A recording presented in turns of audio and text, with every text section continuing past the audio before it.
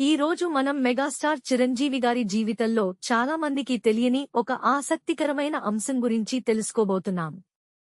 వెండితెరపై అద్భుతమైన విజయాలు సాధించి కోట్లాది మంది అభిమానుల మనసులు గెలుచుకున్న చిరంజీవి గారి నటనా ప్రయాణం అసలు ఎక్కడ ప్రారంభమైందో తెలుసుకుంటే నిజంగా ఆశ్చర్యపోతారు. కొణిదెల శివశంకర వరప్రసాద్గా జన్మించిన చిరంజీవి గారు పశ్చిమ గోదావరి జిల్లా మొగల్తూరులో జన్మించారు. ఆయన తండ్రి ప్రభుత్వ ఉద్యోగి కావడంతో చిన్నప్పటినుంచే అనేక ప్రాంతాల్లో చదువుకున్నారు. అయితే ఆయనలోని నటుడిని వెలికితీసిన ప్రధాన వేదిక మాత్రం నర్సాపురంలోని వైఎన్ కాలేజీ. అక్కడ బీకాం చదువుతున్న రోజుల్లోనే ఆయనకు నాటకాలపై ప్రత్యేక ఆసక్తి పెరిగింది. చిరంజీవి గారి నట జీవితాన్ని మలుపు తిప్పిన నాటకం రాజీనామా.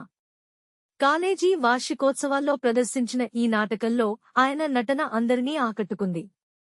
భావోద్వేగాలను అద్భుతంగా పలికించిన ఆయనకు ఉత్తమ నటుడి గుర్తింపు లభించింది.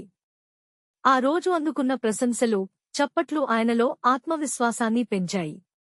భవిష్యత్తులో నటుడిగా ఎదగాలనే బలమైన సంకల్పానికి ఇదే పునాది అయింది. కాలేజీ రోజుల్లోనే చిరంజీవి గారు నేషనల్ క్యాడెట్ కార్ప్స్లో క్యాడెట్ కెప్టెన్గా కూడా సేవలందించారు. క్రమశిక్షణ, నాయకత్వ లక్షణాలు, ఆత్మవిశ్వాసం వంటి విలువలు ఆ రోజుల్లోనే ఆయనలో బలంగా పెరిగాయి. ఇవే లక్షణాలు తరువాత సినీ జీవితంలో కూడా ఎంతో ఉపయోగపడ్డాయి.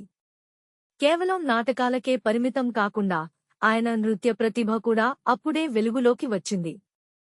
1976లో న్యూఢిల్లీలో జరిగిన గణతంత్ర దినోత్సవ వేడుకల్లో ఆంధ్రప్రదేశ్ తరపున నిర్వహించిన సాంస్కృతిక ప్రదర్శనలో పాల్గొన్నారు.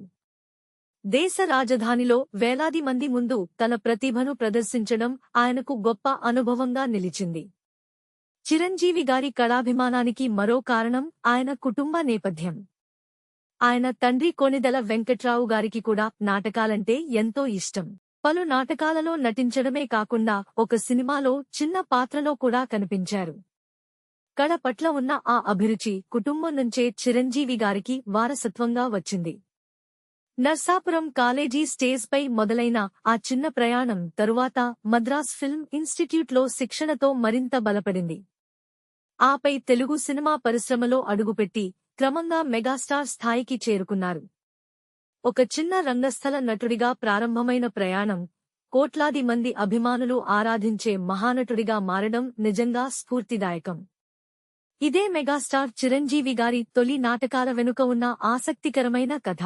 ఈ వీడియో మీకు నచ్చితే లైక్ చేయండి, షేర్ చేయండి.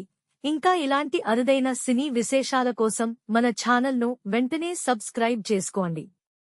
జై హింద్.